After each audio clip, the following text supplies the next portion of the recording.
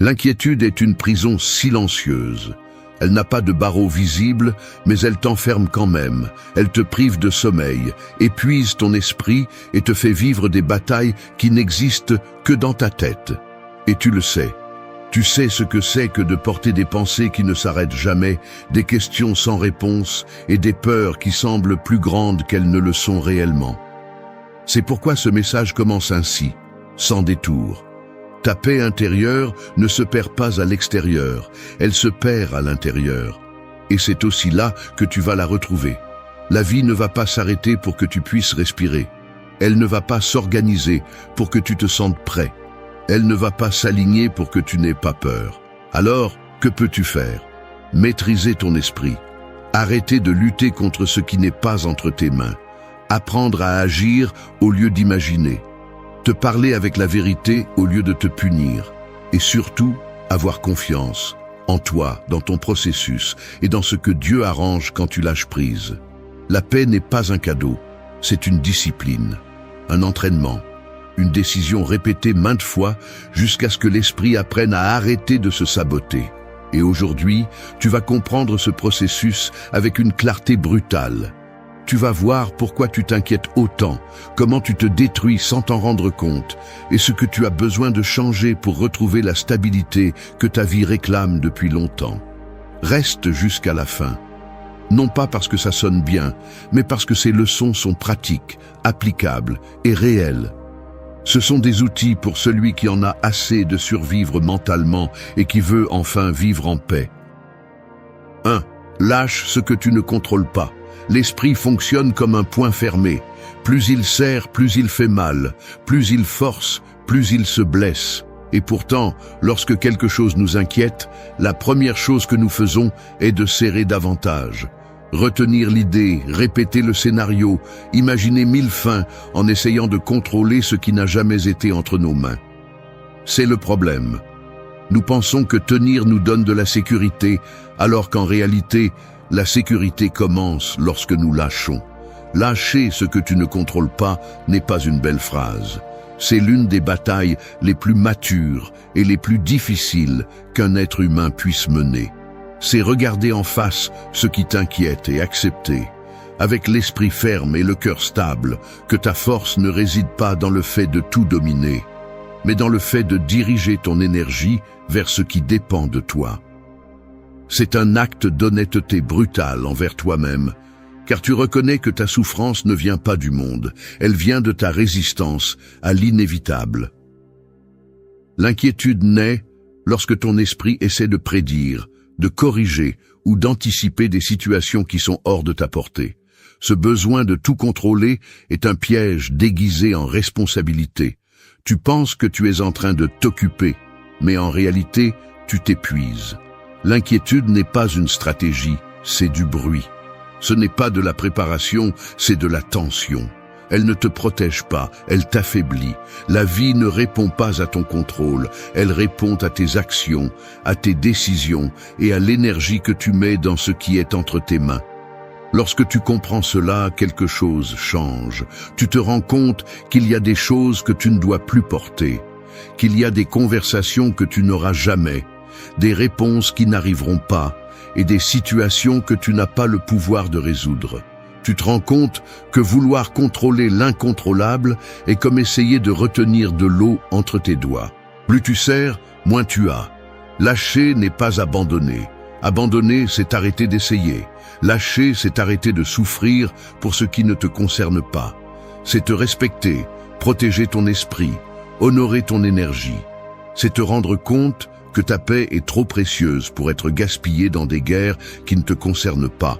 Les stoïciens l'ont bien compris. Ils disaient que la souffrance humaine se divise en deux parties, la réalité et l'interprétation. Tu ne peux pas changer la réalité dans tous les cas, mais tu peux changer la façon dont tu y fais face. Et c'est là que se trouve la liberté. Le monde a déjà assez de chaos sans que tu en ajoutes davantage dans ta tête. Ta tâche n'est pas de contrôler la tempête, c'est de renforcer le bateau. Ta tâche n'est pas de changer les gens, c'est de décider comment leur répondre. Ta tâche n'est pas de prédire l'avenir, c'est de faire ce qui est juste aujourd'hui.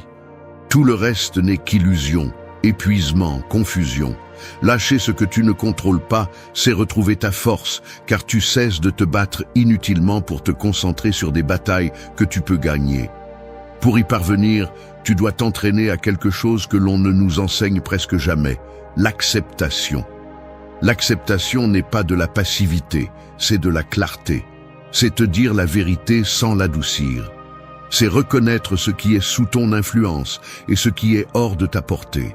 Et lorsque tu as cette clarté, l'esprit cesse d'inventer des histoires qui te blessent. L'inquiétude perd de sa puissance. L'anxiété diminue. Un espace mental apparaît là où il y avait auparavant du bruit. Lâche ce que tu ne contrôles pas pour que tu puisses tenir fermement ce qui dépend de toi. Lâche pour libérer ton énergie. Lâche pour retrouver ton équilibre. Lâche parce que ta paix vaut plus que toute tentative désespérée de contrôler la vie. Et lorsque tu le fais enfin, tu ne respires pas seulement, tu renais. 2. Agis au lieu de t'inquiéter. L'inquiétude est comme courir sur un tapis roulant. Elle te fatigue, t'accélère, te remplit de tension, mais ne te mène nulle part réel. Elle semble être un effort, elle semble être de l'attention, elle semble être de la responsabilité, mais elle ne construit rien. En revanche, l'action, même la plus petite, est comme faire un seul pas dans le monde réel. Elle te déplace, elle te sort de l'impasse mentale, elle change quelque chose, même si c'est peu.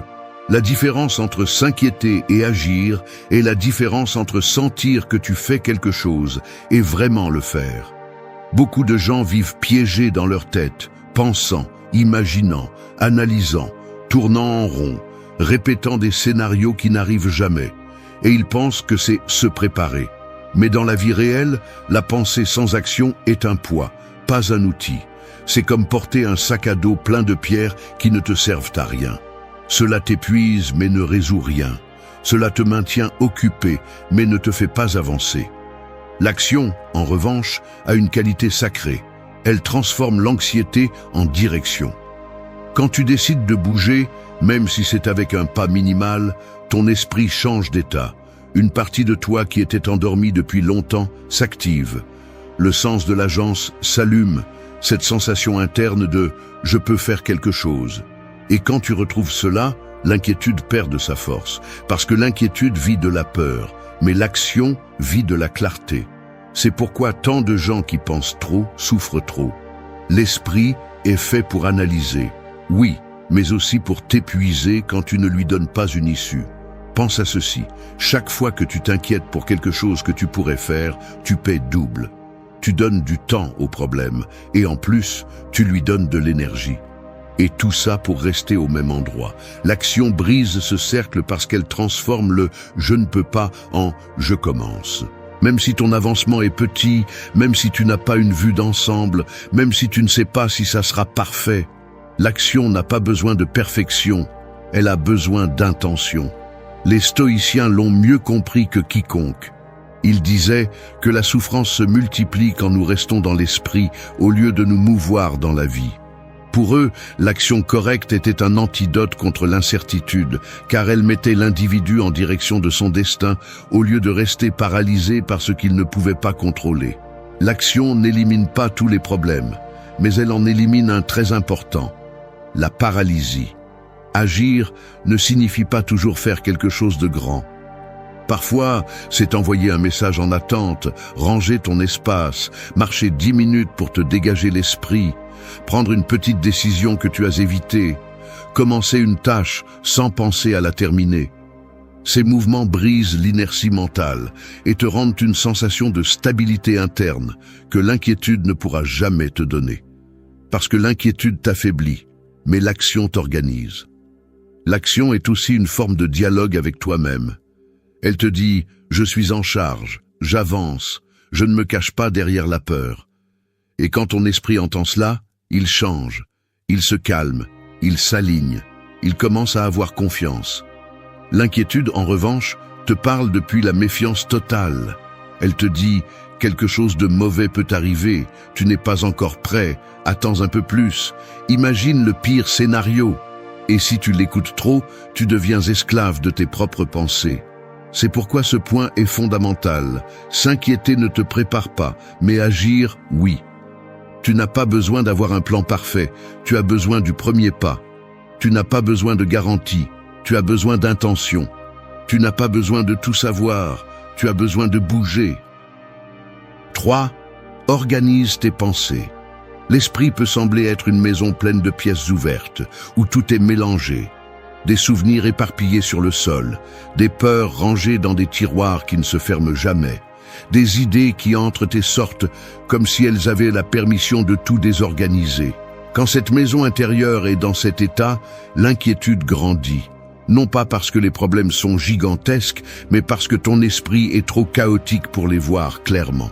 Quand les pensées ne sont pas organisées, l'esprit devient son propre ennemi. Organiser tes pensées ne signifie pas les rendre parfaites, c'est mettre chacune à sa place pour qu'elles ne te gouvernent pas. L'inquiétude se nourrit du désordre mental. Quand tu ne classes pas ce que tu ressens, ce que tu imagines et ce qui se passe réellement, ton esprit mélange tout et le transforme en une menace. C'est de là que vient l'anxiété. C'est de là que viennent les scénarios tragiques. C'est de là que vient cette voix intérieure qui exagère, dramatise et répète des choses qui ne sont pas vraies.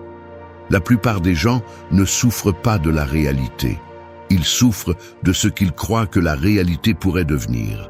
Et cela commence par la pensée. La pensée, lorsqu'elle est désorganisée, crée des tempêtes là où il n'y avait que des nuages. Elle te fait croire que le pire est à venir, même s'il n'y a aucun signe réel de cela. C'est pourquoi cette étape est si importante. Pour retrouver la paix intérieure, tu as besoin de mettre de l'ordre dans ta tête avant d'essayer de mettre de l'ordre dans ta vie. Les stoïciens ont toujours insisté sur ce point. Ils disaient que ce que tu penses détermine comment tu vis, comment tu réagis et comment tu affrontes le monde. L'esprit est la racine de tout. Si la racine est chaotique, les fruits seront l'angoisse, l'exagération et la peur constante. Mais si la racine est claire, les fruits sont la tranquillité, la fermeté et la direction. Organiser ton esprit est une forme de liberté. Pour y parvenir, tu as besoin de quelque chose que très peu de gens pratiquent, séparer les faits des interprétations. Le fait est ce qui se passe. L'interprétation est ce que ton esprit dit qui va se passer. Quand tu ne fais pas cette séparation, ta pensée devient un monstre parce qu'elle mélange le réel avec l'inventé. Et l'inventé est souvent pire que la réalité. Un autre point clé est d'observer tes pensées sans leur donner tout ton pouvoir. Beaucoup de gens croient que penser quelque chose signifie que c'est vrai. Ce n'est pas le cas. Penser n'est pas confirmer. Penser n'est pas prédire. Penser n'est pas recevoir un signal divin de désastre. Penser, c'est juste ça, penser. Mais si tu n'es pas attentif, une pensée négative peut devenir une attaque directe à ta stabilité émotionnelle. Organiser tes pensées implique de les remettre en question. Te demander si ce que tu penses est un fait, une interprétation ou juste une peur déguisée. Cela implique d'écrire ce que tu ressens pour qu'il arrête de tourner dans ta tête. Cela implique de freiner ton esprit lorsqu'il commence à créer des films qui n'existent pas. Quand tu fais ça, tu reprends le contrôle, pas sur le monde, mais sur toi-même. L'esprit désordonné crie, exagère, confond. L'esprit ordonné analyse, priorise et avance. Et voici la partie la plus puissante de cette étape. Lorsque tu organises tes pensées, l'inquiétude perd du terrain car elle n'a plus où se cacher. Elle ne peut pas te manipuler, elle ne peut pas te dominer, elle ne peut pas t'entraîner dans des endroits sombres qui n'existent pas. La clarté mentale est une arme. Ce processus ne nécessite pas la perfection. Il nécessite la pratique. Il nécessite d'identifier ce qui dépend de toi, ce qui ne dépend pas et ce qui n'est que du bruit mental. Lorsque tu réussis cette séparation, ton esprit devient un espace plus propre, plus léger. 4. Laisse le passé t'enseigner. Le passé ressemble à une vieille valise que beaucoup portent sans s'en rendre compte. Peu importe la distance que tu parcours, si tu ne la lâches pas, chaque pas pèse le double. Ce qui est curieux, c'est que cette valise n'est pas remplie de ce que tu as vécu, elle est remplie de ce que tu n'as pas encore appris. Le passé ne fait pas mal pour ce qu'il a été, il fait mal pour ce que tu n'as pas encore compris. Et si tu veux retrouver ta paix intérieure, tu dois transformer l'histoire en maître, pas en punition. Une des raisons pour lesquelles l'inquiétude domine tant ton esprit est parce que tu traînes des culpabilités, des erreurs ou des souvenirs qui agissent comme un filtre sale à travers lequel tu interprètes tout ce qui t'arrive. C'est comme si ta vision était tachée par ce que tu as vécu, et donc le présent semble plus dangereux, l'avenir plus incertain, et toi plus fragile. Mais la vérité est beaucoup plus simple. Ton passé ne te détruit pas. C'est la façon dont tu continues à le porter qui le fait. Laisser le passé t'enseigner, c'est appliquer une des idées les plus profondes du stoïcisme.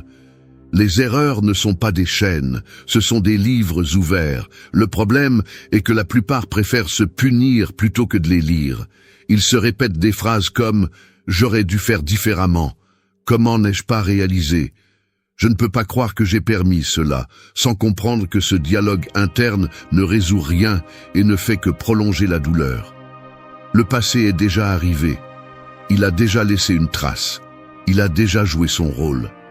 La seule chose qui reste vivante est ce que tu décides de revivre. Et tant que tu le revivras sans apprendre, il continuera à te voler la paix. Accepter le passé n'est pas le justifier, c'est le comprendre. C'est regarder ce que tu as été sans haine et ce que tu as vécu sans peur. C'est reconnaître que tu as fait ce que tu as pu avec la conscience que tu avais à ce moment-là. C'est une forme de maturité émotionnelle. Parce que quand tu blâmes le passé pour ton présent, tu te retires du pouvoir.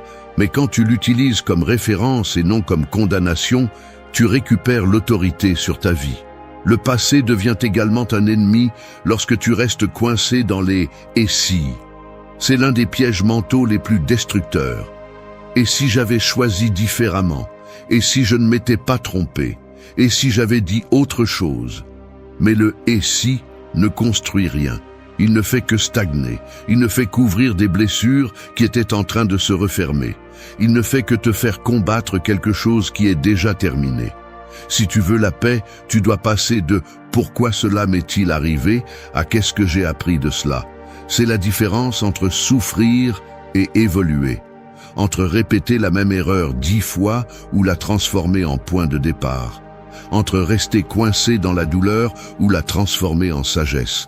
La vie ne te demande pas d'oublier ce que tu as vécu, elle te demande de ne pas en faire ton identité. Il est également important de comprendre que le passé se calme lorsque tu le regardes avec vérité. Parfois, il fait mal parce que tu l'as maquillé, tu l'as nié ou tu l'as raconté à partir d'une narration qui te fait passer pour une victime. Et lorsque tu t'accroches à l'idée que tout était injuste, ton esprit cesse de chercher la croissance et commence à chercher des coupables. Tu n'es pas ici pour identifier les coupables, tu es ici pour grandir. Ce que tu as vécu a un but, même si tu ne le vois pas clairement maintenant. Il t'a appris à poser des limites, à faire confiance à ton intuition, à mieux prendre soin de toi, à ne pas te contenter de moins que ce que tu mérites, à reconnaître ta valeur lorsque tu l'ignorais. Tout cela est un apprentissage. Et lorsque tu le reconnais, le passé cesse de te poursuivre parce qu'il a déjà rempli sa fonction. L'objectif n'est pas d'effacer l'histoire, c'est de la transformer en maître. Lorsque tu le fais, le présent se sent plus léger, l'avenir moins menaçant et toi plus fort. Ta paix intérieure grandit lorsque tu décides d'avancer sans traîner la valise entière. Emporte seulement la leçon, pas la douleur. 5. Concentre-toi sur ton propre chemin. La vie ressemble à une longue route où chaque personne conduit son propre véhicule. Certains vont plus vite, d'autres plus lentement. Certains avancent avec clarté et d'autres s'arrêtent à chaque tronçon. Mais il y a une chose qui détruit la paix de n'importe qui. Regarder trop les voies des autres. Lorsque tu te distrais en observant qui est devant, qui est déjà arrivé, qui a changé de route ou qui semble avancer sans effort, tu perds le contrôle du volant. Et quand tu perds le contrôle du volant, tu perds le cap et tu perds ton calme. Se concentrer sur ton chemin n'est pas de l'égoïsme, c'est de la survie émotionnelle. L'être humain s'épuise lorsqu'il vit en se comparant. La comparaison est un piège ancien, silencieux et dangereux car il te déconnecte de ton processus. Il te fait croire que tu es en retard, que tu manques quelque chose, que les autres peuvent, et pas toi. La comparaison te vole de l'énergie, te vole de la clarté et te vole ton identité. Et le pire, c'est qu'elle le fait sans que tu t'en rendes compte. Tu te connectes au réseau, tu vois une réussite étrangère, tu vois une avancée de quelqu'un d'autre et ton esprit commence à t'attaquer sans pitié. Mais voici la vérité dure et libératrice. Personne ne court ta course, personne ne vit ton histoire, personne n'a tes blessures, tes forces, ton passé, ni ta mission. C'est pourquoi te comparer est injuste envers toi. Tu mesures ta vie avec des règles qui ne s'appliquent pas à ton âme. Plus tu te compares, plus ton esprit sera inquiet, car la comparaison est le carburant de l'inquiétude. Elle t'éloigne du présent et te plonge dans une bataille qui n'existe pas. La philosophie stoïcienne a toujours été claire sur ce point. Marc Aurèle a écrit que la vie des autres ne te concerne pas. Il n'a pas dit de ne pas l'observer, il a dit de ne pas en faire une mesure pour la tienne. La concentration naît lorsque tu décides de regarder à l'intérieur et en avant, pas sur les côtés. Quand tu comprends que ton seul devoir est d'avancer d'où tu es, avec ce que tu as, et vers où tu dois aller. Se concentrer sur ton propre chemin implique également de reconnaître tes rythmes. Il y a des processus qui sont lents parce qu'ils doivent l'être. Tout dans la vie ne se mesure pas en vitesse, mais en profondeur. Alors que d'autres avancent rapidement en surface, tu peux avancer plus lentement, mais en construisant des racines plus fortes. Cela ne te rend pas moins, cela te rend plus stable. L'entrée la plus silencieuse est souvent la plus solide. De plus, chaque fois que tu te compares, tu ignores quelque chose de fondamental. Tu ne sais pas ce que cette personne vit à l'intérieur. Tu ne sais pas ce qu'elle sacrifie, ce qu'elle perd, ce qu'elle cache, ce qu'elle supporte. Tout ce que tu vois, c'est la façade. Et baser ta valeur sur la façade des autres, c'est comme construire ta maison sur du sable. Ça ne dure pas, ça ne résiste pas, ça n'a pas de sens. La concentration se renforce également lorsque tu apprends à célébrer tes progrès sans les minimiser. Beaucoup de gens ne sont pas en paix parce qu'ils ignorent leur propre progrès. Ils grimpent une montagne intérieure et la voient comme rien de spécial. Mais chaque pas que tu as fait, chaque limite que tu as posée, chaque habitude que tu as changée a de la valeur. Ton processus compte, ton chemin a du poids, ton histoire a de la valeur. Lorsque tu commences à reconnaître cela, ton esprit se calme parce qu'il cesse d'exiger des comparaisons impossibles. Se concentrer sur ton chemin signifie choisir ta vision au-dessus de celle des autres. Cela signifie avoir confiance en ton temps, en ton rythme, en tes décisions. Cela signifie savoir que si aujourd'hui tu avances un peu, demain tu seras plus loin qu'hier. Et si aujourd'hui tu n'avances pas, tu n'es pas en retard, tu respires simplement pour continuer. Ta valeur ne dépend pas du nombre de pas que tu fais, elle dépend du fait que tu continues à marcher. 6. Fais attention à ce que tu laisses entrer dans ton esprit. L'esprit fonctionne comme un jardin. Ce que tu laisses entrer devient ce qui pousse. Si tu permets des graines propres, des pensées fermes, stables et tranquilles grandiront. Si tu permets des déchets, ils finiront par pourrir en toi jusqu'à te rendre lourd, tendu et épuisé. Chaque souci qui te consume aurait pu être évité si tu avais mieux filtré ce que tu as permis d'entrer. Ce que tu penses ne surgit pas de nulle part, il surgit de ce à quoi tu t'exposes tous les jours. Prendre soin de ce que tu laisses entrer dans ton esprit est, sans exagération, l'un des piliers les plus importants pour retrouver la paix intérieure. Beaucoup de gens se sentent anxieux non pas parce que leur vie est un désastre, mais parce que leur esprit est contaminé par des pensées qui ne leur appartiennent pas. Opinions d'autrui, nouvelles négatives, critiques déguisées en conseils, histoires qui activent des insécurités, comparaisons constantes, commentaires qui tournent en boucle comme un écho, tout cela est du bruit. Et quand tu vis entouré de bruit, tu t'habitues au chaos sans t'en rendre compte. L'esprit absorbe, c'est sa force et aussi son danger. Il absorbe l'énergie, les intentions, les mots, les émotions et même les climats émotionnels des autres.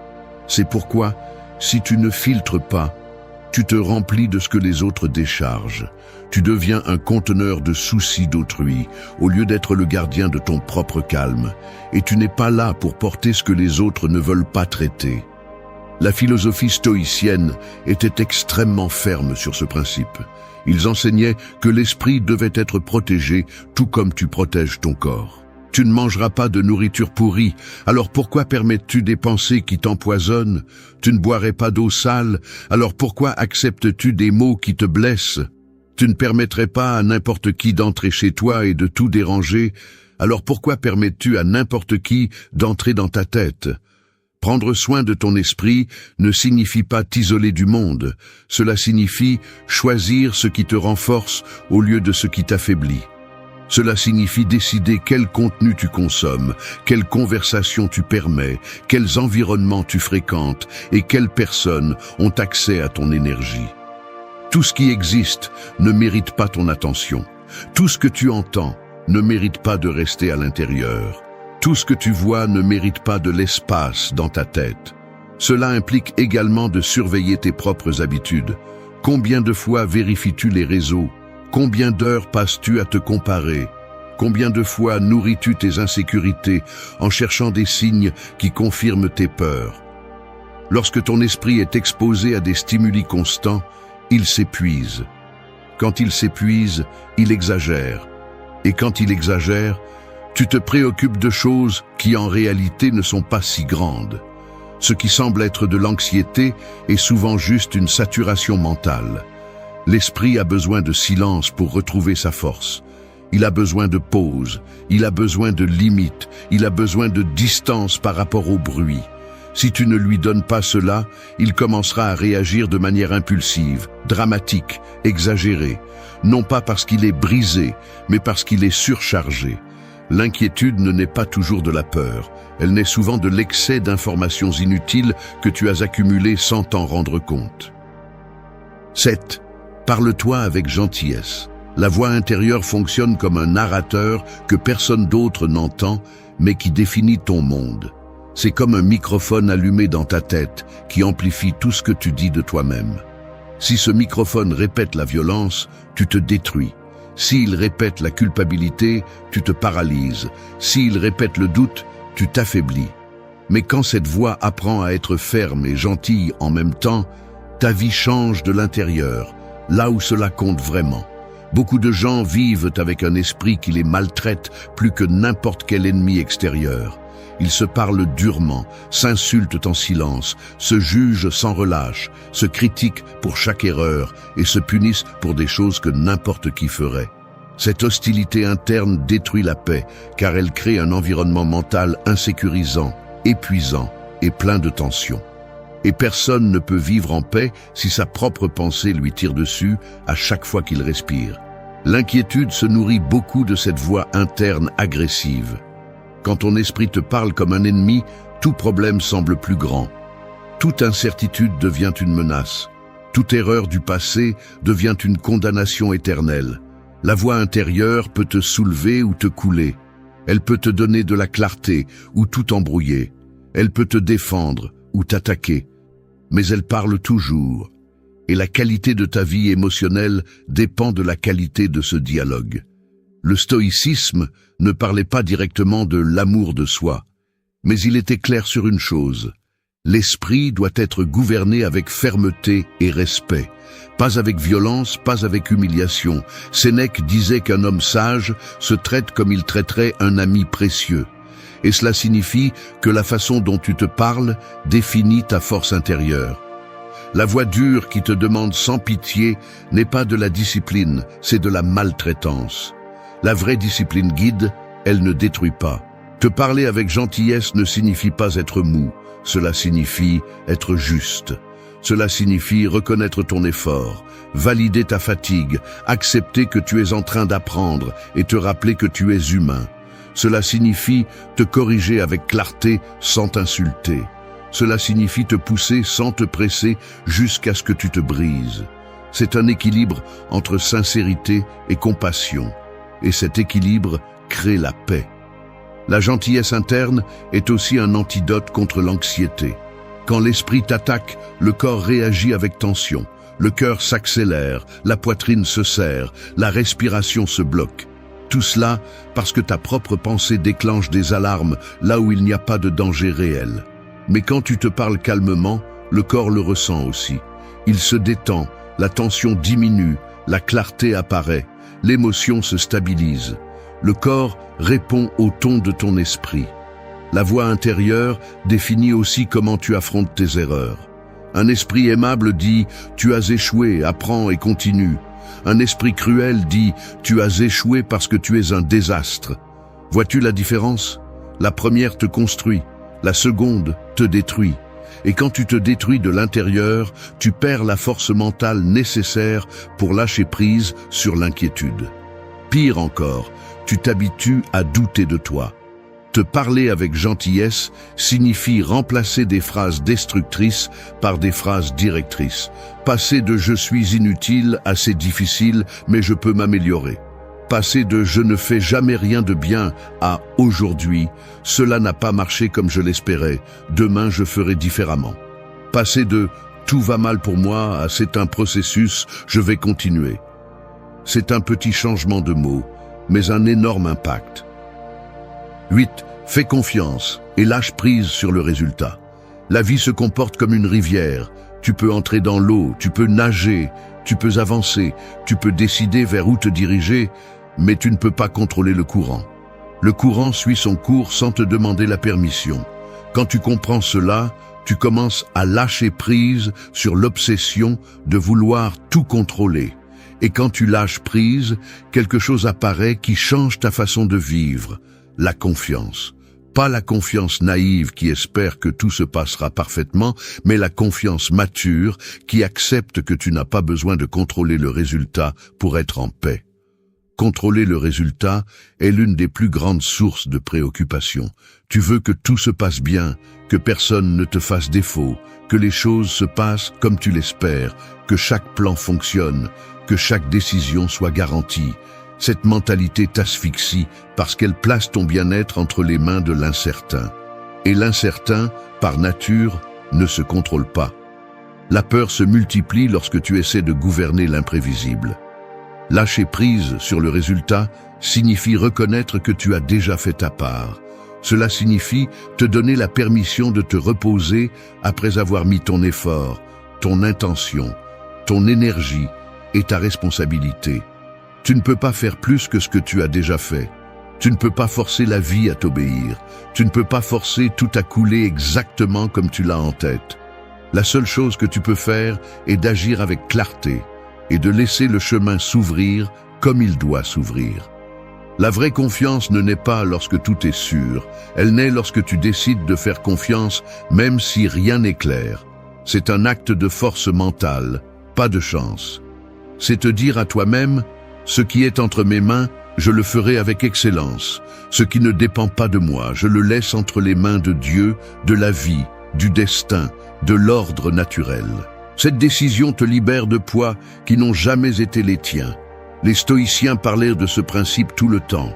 Ils disaient que la vertu réside dans l'action correcte, pas dans le résultat.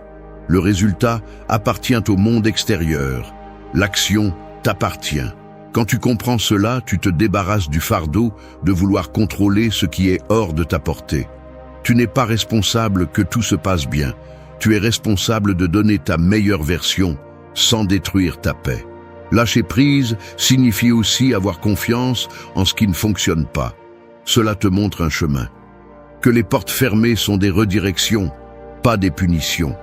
Que les temps que tu ne comprends pas maintenant te protégeront plus tard. Que tu n'as pas besoin de toutes les réponses pour avancer. L'inquiétude apparaît lorsque tu confonds incertitude et danger. Mais l'incertitude n'est pas une ennemie. Elle fait partie naturellement de toute croissance. Avoir confiance ne signifie pas rester passif. Cela signifie agir sans anxiété, attendre sans désespoir et vivre sans lutter contre la réalité. Cela signifie laisser le temps faire son travail. Cela signifie permettre à ce qui est pour toi d'arriver sans que tu le poursuives avec peur. Cela signifie accepter qu'il y a des choses qui prennent du temps, qui mûrissent, qui s'ajustent lorsque tu as déjà fait le nécessaire. Lorsque tu lâches prise sur le résultat, ton esprit se calme, le bruit diminue, la tension se dissout. La vie devient plus légère parce que tu arrêtes d'anticiper tout ce qui pourrait mal se passer. Tu arrêtes d'analyser chaque mouvement comme si ton avenir dépendait d'une seule décision. Tu arrêtes de te punir pour ne pas contrôler ce qui n'a jamais dépendu de toi. Tu commences à vivre, pas à résister. La confiance est une discipline silencieuse. Elle s'entraîne, elle se pratique, elle se construit chaque fois que tu choisis de ne pas paniquer. Chaque fois que tu respires avant de réagir, chaque fois que tu te rappelles que tu as déjà fait ta part, chaque fois que tu confies l'incertain à quelque chose de plus grand que toi. Danke, dass du bis zum Ende des Videos geblieben bist. Wenn du alles gesehen hast, kommentiere, ich bin stoisch, als unser geheimes Zeichen, zu wissen, dass du ein wahrer Schüler des Stoizismus bist. Vergiss nicht, den Kanal zu abonnieren und das Video zu liken, wenn es dir gefallen hat. Wir sehen uns im nächsten Video und denke daran, kultiviere weiterhin deinen stoischen Geist.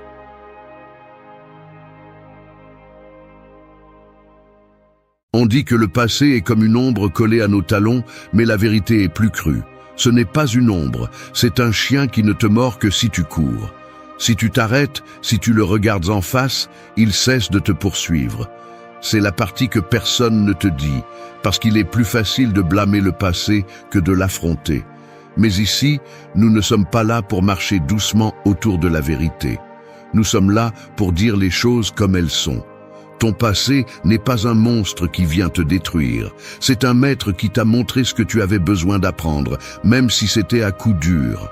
Le problème n'est pas ce que tu as vécu, mais ce que tu ne te permets pas encore de comprendre. Et tant que tu continues à porter de vieilles culpabilités, des erreurs qui n'existent plus, des voix qui auraient dû mourir il y a des années, n'importe qui peut utiliser cette histoire contre toi. Mais quand tu l'intègres, quand tu l'acceptes sans honte, alors personne n'a de pouvoir sur toi. Personne. Ici, nous n'allons pas romantiser la douleur ni la déguiser avec de jolies phrases. Nous allons parler comme des adultes, avec la clarté qui fait mal mais libère. Parce que le passé ne domine que celui qui continue à fuir. Et tu es déjà à un point où tu ne peux plus te permettre d'être l'esclave de quelque chose qui s'est déjà produit. Ta vie ne peut plus être un musée de souvenirs qui te blessent. Tu as besoin de les transformer en outils, en leçons, en force. Aujourd'hui, nous allons travailler sur cela. Sur comment prendre ton histoire, celle que d'autres utilisent pour te pointer du doigt, et la transformer en la raison pour laquelle personne ne touche plus à ta paix. Nous allons parler de pardon personnel, de cycles qui doivent se fermer, d'erreurs qui doivent se transformer en sagesse, et surtout, de la sérénité qui naît lorsque tu cesses d'avoir peur de ce qui s'est déjà passé. Reste jusqu'à la fin, car ce n'est pas un message de plus. C'est le rappel que ton futur toi va remercier. Ton passé n'a de pouvoir que tant que tu le lui permets. Et aujourd'hui, tu vas commencer à le lui retirer. 1. Fais la paix avec ton histoire. On dit que l'esprit est comme une vieille maison pleine de pièces fermées, mais la plupart des gens éteignent les lumières pour ne pas voir la poussière. Le problème est que ce que tu ne regardes pas ne disparaît jamais. Il se cache seulement et te murmure dans le dos. Ton histoire est l'une de ces pièces. Tu peux l'éviter, tu peux prétendre qu'elle n'existe pas, tu peux faire comme si tout était en ordre, mais tôt ou tard, la porte s'ouvre toute seule, et on te rappelle ce que tu n'as pas résolu. Et la seule façon de ne plus avoir peur de cette porte est d'y entrer toi-même, la tête haute, sans trembler, sans demander la permission. Faire la paix avec ton histoire, c'est entrer dans cette pièce, nettoyer ce que tu dois nettoyer et t'asseoir au centre sans honte, parce que ce que tu as vécu ne te diminue pas. Ça t'a formé. Beaucoup de gens traversent la vie comme si leur passé était une arme que d'autres peuvent utiliser contre eux. Et oui, tant que tu te sentiras coupable de ce que tu as été, n'importe qui pourra te manipuler. Tant que tu continueras à cacher ce que tu as vécu, n'importe qui pourra te forcer à baisser les yeux. Tant que tu continueras à penser que ton histoire est une tâche, tu seras toujours sur la défensive. Mais quand tu fais la paix avec ce que tu as été, Le jeu change. Personne ne peut te blesser avec quelque chose que tu as déjà accepté. Personne ne peut te piétiner en utilisant des souvenirs que tu as déjà démantelés. Personne ne peut te mettre en chaîne quand tu as toi-même brisé les maillons. Faire la paix avec ton histoire ne signifie pas justifier ceux qui t'ont blessé ni romantiser tes erreurs. Cela signifie quelque chose de plus mature, de plus profond. Cela signifie accepter que ce que tu as été ne te définit pas, mais t'a formé. Que chaque erreur t'a donné de l'information, que chaque chute t'a montré une limite, que chaque relation brisée t'a montré une partie de toi que tu avais besoin de voir. La vraie croissance commence quand tu arrêtes de te raconter des histoires et que tu commences à regarder tes propres fissures sans les déguiser. Parce que ce que tu n'acceptes pas se répète, mais ce que tu comprends se transforme. Tu dois arrêter de parler de ton passé comme s'il était un ennemi. Ce passé a été le terrain où tu as appris à te défendre. C'était la tempête où tu as découvert à quel point tu peux être fort. C'était le chemin où tu as reconnu ce que tu ne vas plus jamais permettre. Et oui, il fait mal de reconnaître certaines choses. Il fait mal de voir les décisions que tu as prises par peur, par besoin ou par manque. Mais il fait plus mal de continuer à fuir. Il fait plus mal de continuer à porter une culpabilité que tu ne mérites pas. Il fait plus mal de continuer à être prisonnier d'un chapitre qui est déjà terminé. Fais la paix avec ton histoire en regardant ce qui s'est passé sans filtre, sans exagérer mais sans minimiser. Regarde-le comme un entraînement.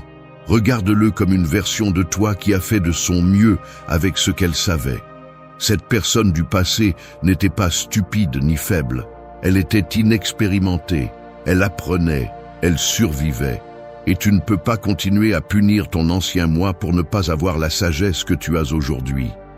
Ce jugement constant est une forme silencieuse d'autodestruction. Le pardon commence par la reconnaissance que tu as été humain. Quand tu fais la paix avec ton histoire, tu récupères l'autorité sur ta vie, tu récupères ta voix, tu récupères ton pouvoir, parce que tu n'as plus honte de ce que tu as vécu. Cela ne te définit plus. Cela ne te contrôle plus. Tu le prends, tu l'intègres, tu le comprends et tu continues. Et quand tu continues avec conscience, avec maturité, avec calme, tu découvres ce que les stoïciens comprenaient bien. Personne ne peut utiliser ton passé pour te blesser si tu l'as déjà transformé en ta force. Faire la paix avec ton histoire n'est pas un acte émotionnel, c'est un acte de courage. 2. Pardonne-toi avec intention. Te pardonner est comme enlever une armure rouillée que tu as un jour cru nécessaire pour survivre. Au début, elle est si lourde que tu t'habitues à la porter. Tu oublies qu'elle est là. Tu te convaincs qu'elle fait partie de toi. Mais vient un moment où tu réalises une vérité inconfortable. Elle ne te protège plus. Elle te limite maintenant. Elle t'empêche de bouger, de respirer, d'avancer. C'est ainsi que fonctionne la culpabilité accumulée. C'est ainsi que fonctionne le ressentiment envers soi-même. Il ne te protège pas de répéter les erreurs. Il te maintient coincé en elles. Et si tu ne l'enlèves pas, personne ne le fera pour toi. Te pardonner avec intention n'est pas un acte doux ni poétique. Ce n'est pas non plus un processus automatique. C'est une décision consciente, mûre, presque chirurgicale. Elle exige que tu regardes en face ce que tu as évité pendant des années, que tu acceptes ta part sans excuse, et malgré tout que tu décides de ne plus te tourmenter. Parce que la culpabilité peut être utile au début, elle te fait réfléchir, elle te fait ajuster, elle te fait corriger. Mais après un certain point, elle devient une torture interne, un marteau qui frappe même quand il n'y a rien à réparer. Le pardon de soi n'est pas une faiblesse, c'est de l'intelligence émotionnelle. C'est comprendre que te punir ne te rend pas meilleur, seulement paralysé. Beaucoup de personnes pensent que se pardonner, c'est dire « c'est du passé ». Mais le vrai pardon est plus profond. Il implique de comprendre pourquoi tu as agi comme tu l'as fait. Ce que tu savais à ce moment-là, ce que tu craignais, ce que tu cherchais, ce qui te manquait. Te pardonner avec intention, c'est voir ton moi du passé avec humanité, pas avec mépris. Parce que si tu regardes ton histoire avec haine envers toi-même, tu restes attaché à elle. Si tu la regardes avec compréhension, tu commences à te libérer. C'est le même principe stoïcien. La conscience de soi est le pouvoir. Tant que tu comprends tes motivations, tu reprends le contrôle. Tant que tu acceptes ton humanité, tu retrouves ta dignité. Te pardonner signifie aussi arrêter de confondre responsabilité et auto-flagellation. Tu peux reconnaître que tu as fait une erreur sans traîner cette culpabilité toute ta vie. Tu peux accepter que tu as blessé quelqu'un sans en faire une condamnation éternelle. Tu peux comprendre tes échecs sans les transformer en une identité. La culpabilité perpétuelle ne te rend pas plus morale, elle te rend juste moins libre. Et une personne sans liberté intérieure répète les mêmes schémas encore et encore. Le pardon est la coupure qui brise ce cycle. Te pardonner avec intention implique aussi de renoncer à l'habitude de te rappeler tes propres erreurs chaque fois que tu essaies d'avancer. Ce comportement n'est pas de l'humilité, c'est de l'auto-sabotage. Chaque fois que tu te dis « Comment ai-je pu faire ça ?», tu nourris une version brisée de toi-même. Et tant que tu nourris cette version, tu continueras à agir à partir d'elle. Le pardon change l'origine de tes décisions. Tu ne décides plus à partir de la honte, mais à partir de la conscience. Tu ne décides plus à partir de la blessure, mais à partir de l'expérience. Tu ne décides plus à partir de la peur, mais à partir de la clarté. Le pardon de soi ne se ressent pas comme une étreinte chaleureuse, il se ressent comme un silence profond, comme si soudainement il n'y avait plus de bruit dans ton esprit et que tu pouvais vraiment t'écouter. C'est un repos qui ne vient pas de l'extérieur, mais de l'intérieur. Et quand tu te pardonnes, quelque chose se réorganise en toi. Tu ne permets plus aux autres d'utiliser tes erreurs pour te couler, parce que tu les as transformées en sagesse. Tu ne tombes plus dans les provocations qui te rappellent ce que tu étais, parce que tu n'es plus cette personne. Tu ne cherches plus à cacher ce que tu as vécu, parce que tu n'en as plus honte. Te pardonner avec intention, c'est te donner une chance que tu ne t'es peut-être jamais donnée. C'est un acte de maturité, de force et de respect envers ton évolution. 3. Réponds depuis le calme. Répondre depuis le calme est comme apprendre à tenir un verre plein pendant que tout le monde autour de toi pousse la table. La plupart renversent le contenu au premier impact parce qu'ils vivent en réagissant, pas en répondant. Mais celui qui maîtrise son calme, maîtrise le verre, maîtrise l'environnement et surtout maîtrise son histoire. Ce n'est pas de la magie, c'est de l'entraînement.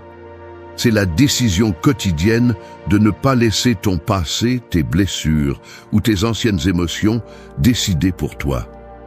Les réponses impulsives naissent d'histoires non résolues.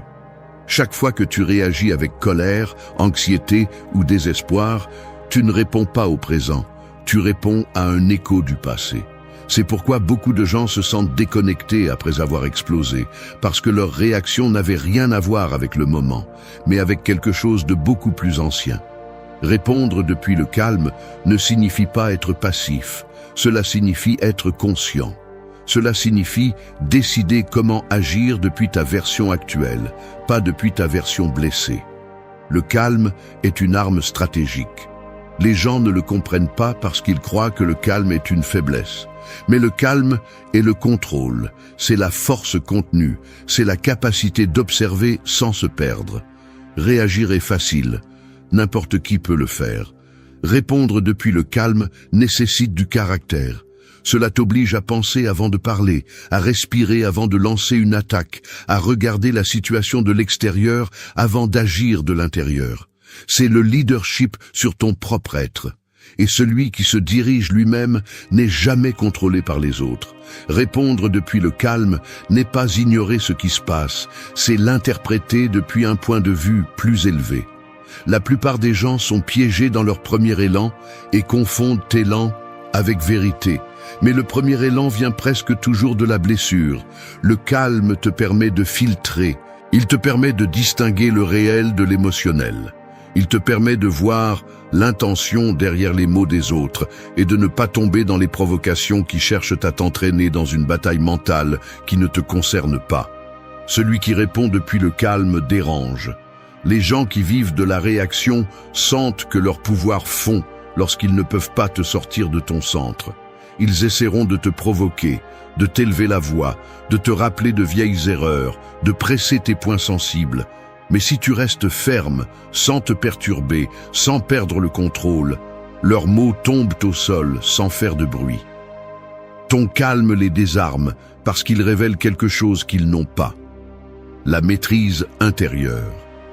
C'est la véritable force que recherchaient les stoïciens, la capacité de rester intact même lorsque le monde brûle autour. Répondre depuis le calme te permet également de voir ton propre esprit clairement. Il t'aide à identifier quand ta réaction vient de la peur, quand elle vient de l'orgueil ou quand elle vient de la nécessité de te défendre par habitude. Lorsque tu réponds depuis le calme, tu commences à choisir tes batailles. Tu arrêtes de t'épuiser dans des discussions inutiles. Tu arrêtes de te justifier devant des personnes qui n'écoutent pas. Tu arrêtes de te battre pour prouver quelque chose que tu n'as plus besoin de prouver. C'est la liberté qui vient avec la sérénité. Tu n'as pas besoin de gagner, tu as juste besoin de comprendre.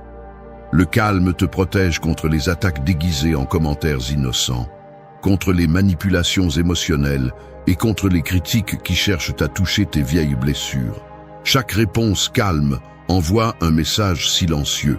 Tu ne réagis plus depuis le passé, tu réagis depuis ta croissance. Et personne ne peut contrôler une personne qui répond depuis la conscience. Personne ne peut manipuler celui qui pense avant d'agir. Personne ne peut utiliser ton histoire contre toi si tes réponses ne naissent plus de cette histoire. 4. Transforme tes erreurs en leçons. Transformer tes erreurs en leçons ressemble à marcher sur des décombres après un effondrement. Au début, tu ne vois que des ruines, de la poussière, des fragments brisés de décisions que tu aurais aimé prendre autrement. Mais si tu regardes attentivement parmi ces restes, tu trouves aussi les fondations qui sont restées intactes. Les erreurs sont ainsi. Elles semblent détruire, mais en réalité, elles révèlent ce qui peut encore te soutenir. Et quand tu comprends cela, quelque chose en toi change. Tu arrêtes de voir tes échecs comme des tragédies et tu commences à les voir comme le début de ta sagesse. Beaucoup de gens vivent en cachant leurs erreurs, comme si les admettre était une défaite. L'ironie est que ce que tu essaies de cacher est justement ce que tu as le plus besoin de regarder. Parce que l'erreur indique le point exact où tu as besoin de grandir. C'est le reflet d'une compétence qui manquait, d'une blessure non soignée, d'une émotion non contrôlée. Il ne s'agit pas de te punir, il s'agit de te comprendre. Si tu regardes tes erreurs avec jugement, tu te paralyses. Si tu les regardes avec curiosité, tu évolues. Une erreur ne définit pas ta valeur, elle définit ton niveau de conscience à ce moment-là. Ce détail est clé.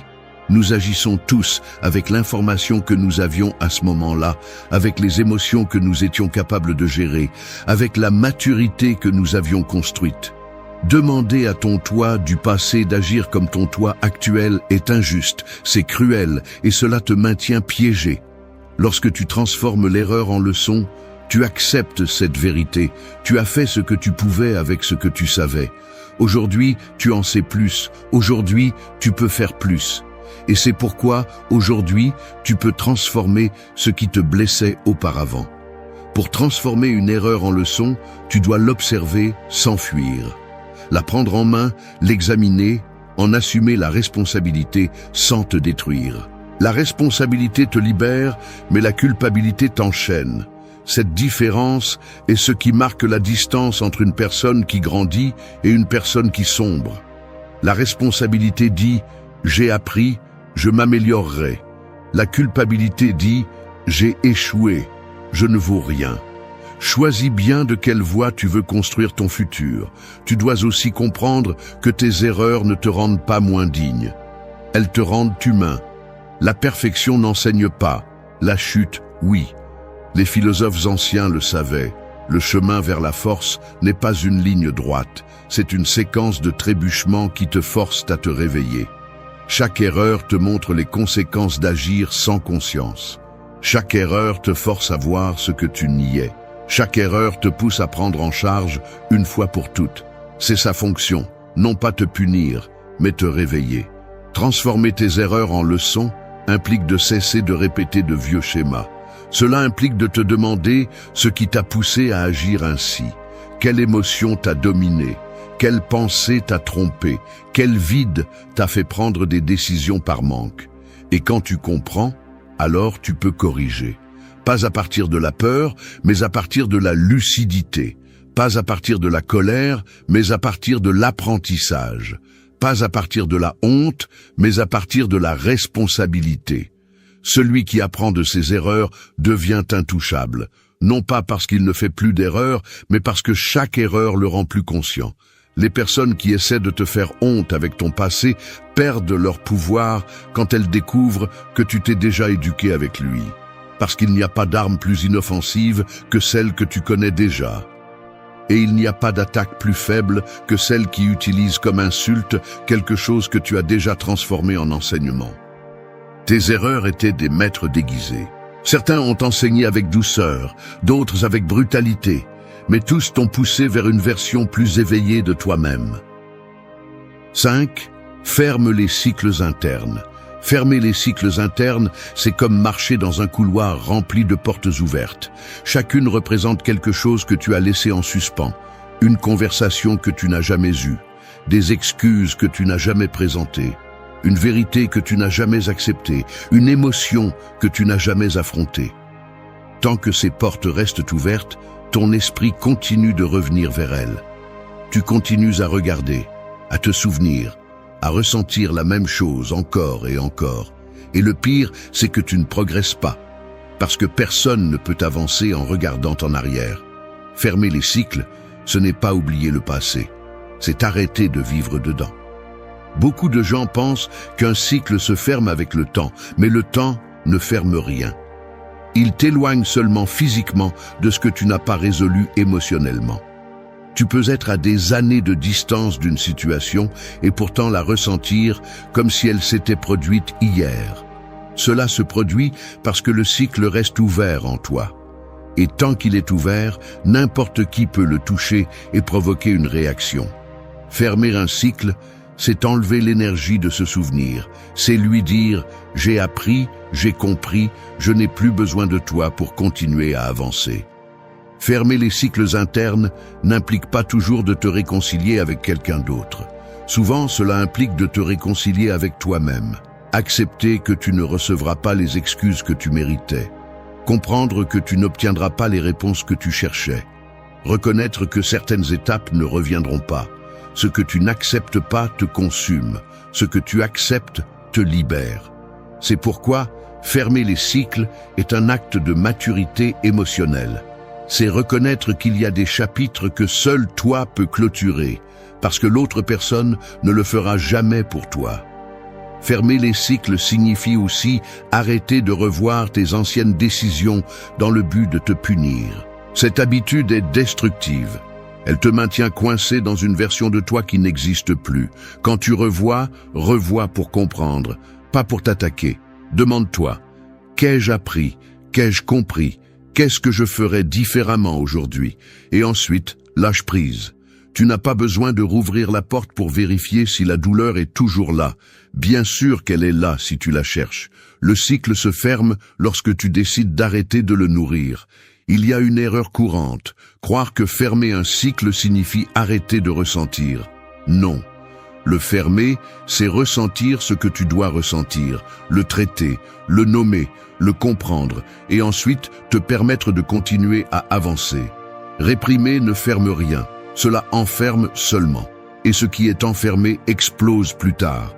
Les gens qui fuient leurs émotions en vivant comme si de rien n'était, pensent qu'ils ont avancé, mais en réalité, ils n'ont fait que repousser l'effondrement. Fermer un cycle, c'est s'arrêter le temps nécessaire pour guérir, pas pour se cacher. C'est un travail interne qui nécessite du courage et de l'honnêteté. Fermer les cycles implique aussi d'arrêter de poursuivre des histoires qui sont déjà terminées. Souvent, tu restes coincé parce que tu t'accroches à ce qui aurait pu être et non à ce qui a été. Parfois, ce qui fait mal n'est pas l'histoire réelle, mais l'histoire imaginée. Et c'est la plus difficile à lâcher. Mais si tu ne la lâches pas, tu resteras coincé dans une vie qui n'existe pas. Tu dois accepter que ce qui est terminé pour une raison. Tu ne l'as peut-être pas vu à ce moment-là, mais aujourd'hui tu peux la comprendre. Quand tu fermes les cycles, tu récupères une partie de toi qui était fragmentée. Tu récupères de l'énergie mentale, tu récupères de la clarté, tu récupères la paix. Et quelque chose de plus important, tu deviens inatteignable pour ceux qui essaient de te manipuler à partir de ton passé. Personne ne peut te blesser avec un chapitre que tu as déjà fermé. Personne ne peut te rappeler quelque chose qui ne t'affecte plus parce que tu l'as déjà traité. Personne ne peut utiliser ton histoire pour te sortir de ton centre parce que tu as déjà fait la paix avec elle. Fermer les cycles internes est un acte de dignité. 6. Transforme ton dialogue interne. Le dialogue interne fonctionne comme un narrateur invisible qui t'accompagne à chaque pas. Certains ont en eux un narrateur qui les détruit, d'autres un qui les pousse, et quelques-uns ont appris à le transformer en mentor. Imagine que ton esprit est une pièce avec de l'écho. Chaque mot que tu dis rebondit tant de fois qu'il finit par y croire. Si tu t'insultes, cet écho te poursuit. Si tu te responsabilises, cet écho te commande. Si tu te respectes, cet écho te renforce. Transformer ton dialogue interne, c'est changer la voix avec laquelle tu te parles et, ce faisant, changer la direction de ta vie. Beaucoup de gens ne se rendent pas compte de la violence avec laquelle ils se traitent. Ils s'appellent maladroits, inutiles, exagérés, faibles, comme si ces mots étaient de simples exutoires, mais ils ne le sont pas. Ce sont des ordres. Ce sont des instructions que l'esprit suit sans questionner.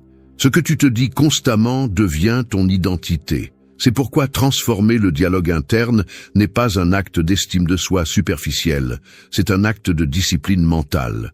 C'est assumer que chaque mot que tu t'adresses construit ou détruit quelque chose en toi. Ton dialogue interne naît du passé. Les choses qu'on t'a dites, les comparaisons que tu as reçues, les exigences que tu n'as pas pu remplir, les silences que tu as interprétés comme un rejet, tout cela s'accumule et réapparaît dans ta voix intérieure. Le transformer implique de reprogrammer ce que tu as appris depuis la blessure. Cela implique d'écouter cette voix quand elle t'attaque et de te demander si elle t'appartient vraiment ou si tu ne fais que répéter le script de quelqu'un d'autre. La plupart du temps, cette critique interne n'est pas la tienne, elle est héritée. Transformer ton dialogue interne ne signifie pas te mentir avec des phrases vides. Il ne sert à rien de te répéter que tu es incroyable si au fond de toi tu continues à croire que tu ne vaux rien. La transformation commence par l'honnêteté. Reconnaître ce que tu ressens, ce que tu penses et ce qui te fait mal sans le maquiller. Une fois que tu acceptes ce qui se passe en toi, alors tu peux intervenir. Alors tu peux te parler comme un adulte qui se guide et non comme un ennemi qui punit. Le stoïcisme a bien compris que l'esprit doit être entraîné comme le corps. Si tu entraînes tes pensées t'obéissent. Si tu les abandonnes, elles te traînent. Transformer ton dialogue interne, c'est devenir l'entraîneur de ton esprit. Cela implique de t'arrêter quand tu te parles durement et de remplacer la critique cruelle par une correction consciente. Au lieu de dire « j'ai échoué, je suis un désastre », tu peux dire « j'ai échoué, mais je peux m'améliorer ». Au lieu de « je ne suis pas fait pour ça », tu peux dire « j'ai besoin de plus de pratique ». Ce n'est pas du positivisme bon marché, c'est de la précision émotionnelle. C'est la différence entre te détruire et te diriger. Cela implique aussi de reconnaître que la façon dont tu te parles définit la façon dont tu réponds au monde. Si ton dialogue interne est plein d'attaques, tu deviendras réactif. S'il est plein de peur, tu deviendras insécurisé. S'il est plein de honte, tu deviendras petit. Mais s'il est plein de clarté, tu deviens fort. S'il est plein de présence, tu deviens stable. S'il est plein de responsabilité, tu deviens invincible. La voie que tu choisis de nourrir détermine la vie que tu choisis de vivre. Transformer ton dialogue interne ne se fait pas du jour au lendemain. C'est un processus constant. C'est te corriger en silence quand tu te parles mal. C'est arrêter la pensée qui essaie de te couler avant qu'elle ne devienne grande. C'est remplacer le vieux bruit par une voix plus consciente. C'est apprendre à ne pas te traiter comme quelqu'un d'indigne. Ta vie change quand ta voix intérieure cesse d'être une agresseuse et devient un guide. 7. Pratique la pause stoïcienne. Pratiquer la pause stoïcienne, c'est comme apprendre à arrêter une flèche en plein vol. Cela semble impossible jusqu'à ce que vous compreniez que la flèche n'a jamais été le problème, mais la vitesse à laquelle vous permettiez à vos émotions de vous traverser. La plupart des gens répondent sans réfléchir, agissent sans analyser, parlent sans mesurer l'impact. Ils vivent poussés par un esprit qui court plus vite que leur conscience. La pause stoïcienne est le frein qui empêche votre vie de se diriger directement vers le chaos. C'est un instant bref, presque imperceptible, où vous choisissez la conscience plutôt que l'impulsion et le calme au lieu de la réaction. Cette seconde de pause peut tout changer. Elle peut éviter une dispute inutile. Elle peut vous empêcher de dire quelque chose que vous regretterez. Elle peut protéger votre paix des provocations des autres. Elle peut garder votre vie émotionnelle sous contrôle. Mais la pause ne se produit pas d'elle-même. Vous devez la former.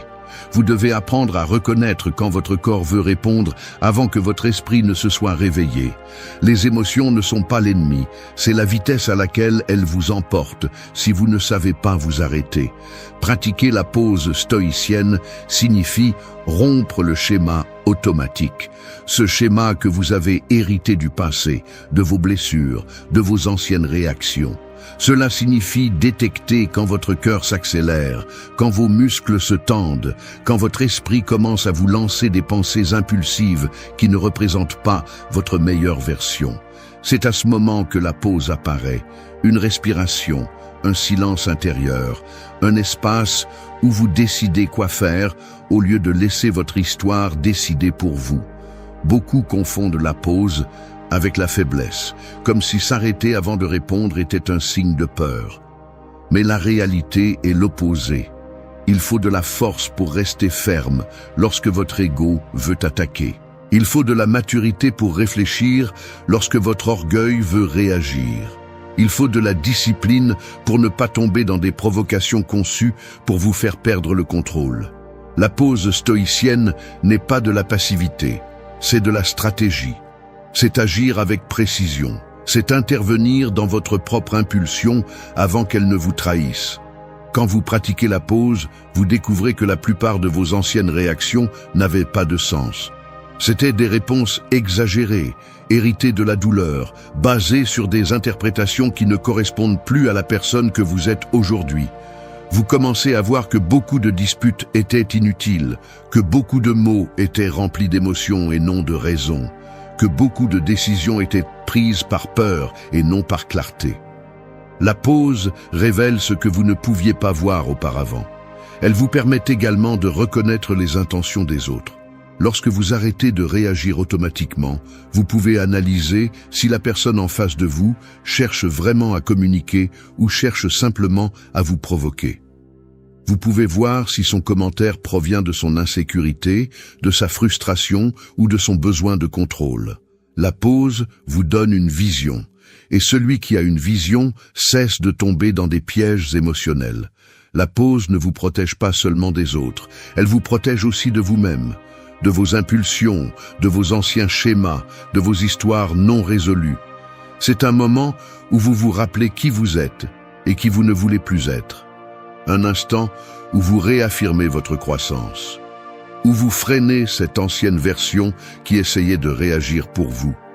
Cette seconde est votre victoire silencieuse.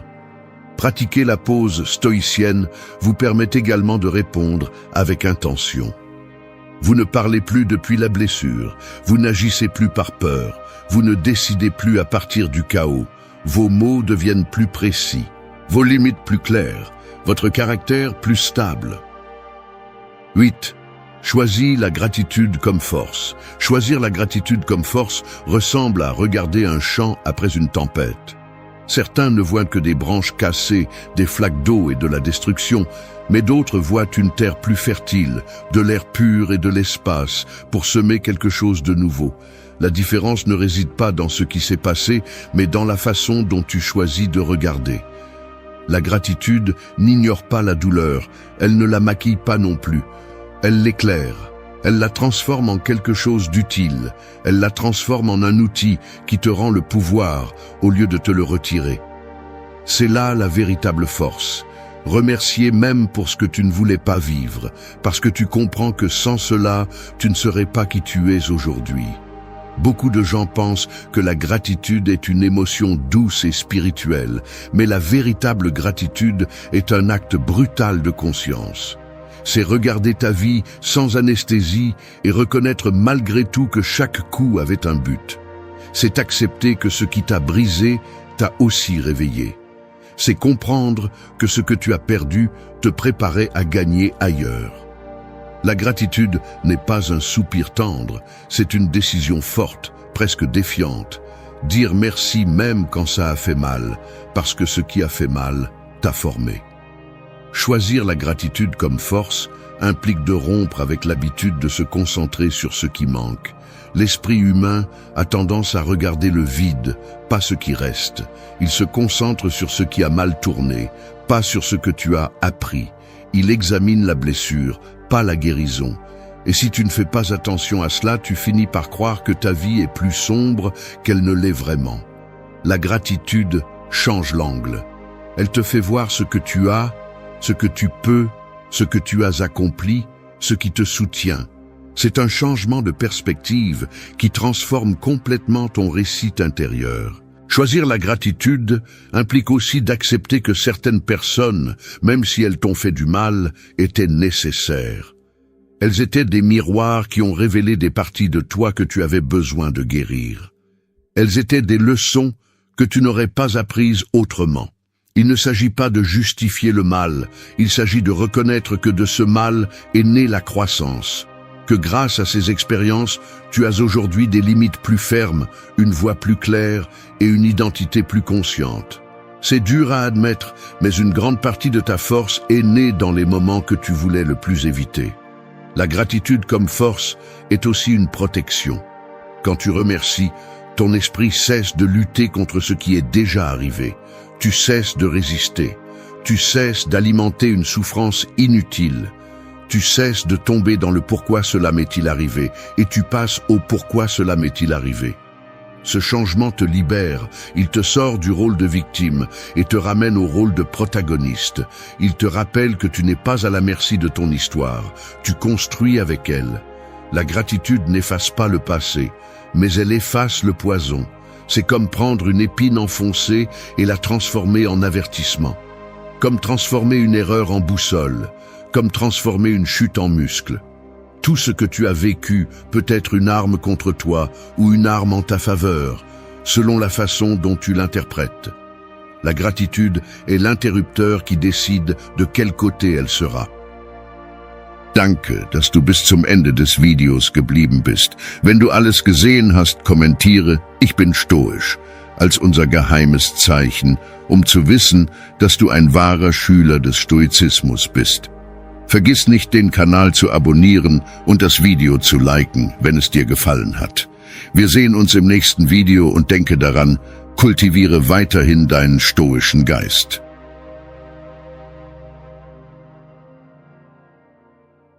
La vie ne s'arrête pas pour attendre ceux qui se brisent. Elle te frappe, te pousse et te teste sans demander la permission.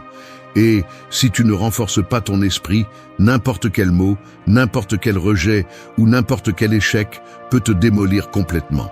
C'est pourquoi tu es ici, parce que tu sais que tu ne peux plus continuer à vivre avec des émotions qui te contrôlent, des réactions qui te trahissent et des pensées qui te brisent de l'intérieur. Devenir quelqu'un de fort émotionnellement n'est pas un luxe, c'est une nécessité. Il ne s'agit pas de devenir froid, mais de cesser d'être manipulable par ce qui se passe à l'extérieur. Il s'agit de répondre fermement quand tout le monde réagit impulsivement, de rester serein quand les autres explosent, de ne laisser personne décider de ta paix ni de ta valeur. Ce que tu vas apprendre ici n'est pas théorique, c'est pratique, c'est la vie réelle, c'est la discipline mentale. Ce sont des principes stoïciens appliqués au quotidien pour que tu agisses avec clarté, même sous pression, pour que les déceptions ne te renversent pas et pour que ton esprit soit un espace ordonné, fort et sous ton contrôle, pas sous le contrôle de tes émotions. Cette vidéo est faite pour les personnes qui en ont assez de se briser pour n'importe quoi, qui veulent devenir fermes, sereines et inébranlables. Et si tu restes jusqu'à la fin, je vais te donner 8 leçons que n'importe qui peut appliquer, mais que très peu ont le caractère pour pratiquer. Si tu es prêt à arrêter de réagir comme avant et à commencer à vivre avec une véritable force intérieure, avançons. 1. Forge ta cuirasse émotionnelle. Forger une cuirasse émotionnelle est comme tremper un métal dans le feu. D'abord il se chauffe, puis il est frappé, ensuite il se refroidit et enfin il se renforce. Ton caractère fonctionne de la même manière. Chaque coup émotionnel, chaque déception, chaque trahison et chaque chute ne sont pas là pour te détruire, mais pour te modeler. Ce que la plupart des gens font, c'est se briser à la première étincelle, réagir sans réfléchir, perdre le contrôle et transformer un coup en une blessure permanente. Tu ne peux pas te permettre ce luxe si tu veux vraiment devenir quelqu'un de solide et d'inébranlable, car une cuirasse émotionnelle ne se fabrique pas dans le confort, elle se crée au milieu de la pression et du chaos. La première chose que tu dois comprendre est que personne ne va te protéger des émotions intenses. Ni la famille, ni les amis, ni les relations, ni la vie elle-même. Les gens peuvent te soutenir, mais ils ne peuvent pas te donner de la force. La force s'entraîne en toi, en silence et avec discipline. La cuirasse émotionnelle n'est pas de la froideur, car la froideur est une défense par peur. Ta cuirasse est la conscience, c'est le contrôle de soi, c'est la maturité. C'est la capacité de ressentir, mais de ne pas laisser ce que tu ressens décider pour toi. C'est agir avec lucidité, même lorsque tes émotions tentent de te pousser vers le désastre. Pour construire cette cuirasse, tu dois arrêter de prendre tout ce qui se passe personnellement. La plupart des gens se détruisent parce qu'ils interprètent chaque geste, chaque mot et chaque action des autres comme une attaque directe. Ils pensent que tout est contre eux, alors qu'en réalité, les gens agissent en fonction de leur propre histoire, de leur propre peur et de leurs propres limites. Lorsque tu arrêtes de croire que tout t'affecte personnellement, tu deviens instantanément plus fort. La cuirasse émotionnelle commence lorsque tu décides de ne pas réagir comme un réflexe automatique, mais comme un être humain conscient. Une autre partie clé est de maîtriser tes déclencheurs. Nous avons tous des points faibles, mais le fort les reconnaît, les observe et les entraîne. Si quelque chose t'irrite, tu ne l'évites pas, tu l'étudies. Si quelque chose te fait mal, tu ne le réprimes pas, tu le confrontes. Si quelque chose te déstabilise, tu ne le justifies pas, tu le démontes. Lorsque tu transformes tes points faibles en points d'entraînement, ta cuirasse cesse d'être une protection temporaire et devient une structure interne solide. Chaque jour, tu as l'opportunité de t'entraîner. Chaque irritation est un morceau de métal que tu trempes. La cuirasse émotionnelle implique également une résistance au jugement des autres. Tu ne peux pas être fort si tu dépends de la façon dont on te perçoit. Si un commentaire te détruit, si une opinion te fait tomber, les gens vont toujours juger, critiquer ou mal interpréter. Toujours. C'est à toi de décider si cela entre dans ton esprit ou rebondit sur ta cuirasse. La force ne consiste pas à prouver quoi que ce soit, mais à ne pas permettre à quoi que ce soit de s'immiscer là où il ne le devrait pas. Être émotionnellement fort signifie que ta valeur n'est plus entre les mains d'autrui, elle est dans ton propre jugement, ta propre pensée et ta propre discipline. Et le plus important, une cuirasse émotionnelle ne signifie pas t'isoler du monde, mais filtrer le monde. Cela ne signifie pas arrêter de ressentir, mais apprendre à ressentir intelligemment. Cela ne signifie pas arrêter de faire confiance, mais choisir où et en qui placer ton énergie. La cuirasse n'est pas un mur qui te sépare de la vie, c'est un filtre qui te protège de ce qui essaie de te saboter.